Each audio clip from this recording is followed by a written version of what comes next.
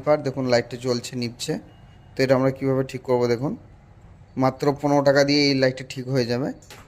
তো আমরা তার প্রথমে কি করব, এই ক্যাপটাকে খুলে নেব এবং এই যে দুটো তার আছে এই তার দুটোকে আমরা কেটে নেব। কেটে নেওয়ার পর এই যে ক্যাপটা আছে ক্যাপটা খুলে এরকম ধরনের একটা ব্যাঁকা একটি স্ক্রুড্রাইভারকে নিয়ে জাস্ট এখানে ভরে হালকা এদিকে চাপ দিয়ে দেবেন, ধরে দেখুন ক্যাপটা খুলে গেল। এবারে আমরা এই ভেতরে যে সার্কিটটা আছে এটা খুলে নেব। ভেতরের সার্কিটে হালকা হালকা হাতে করে ধরে নেবেন, এই যে দুটো টার্মিনাল আছে এই দুটোকে সোল্ডারিং আয়রন দিয়ে একটুখানি গরম করে নেবেন।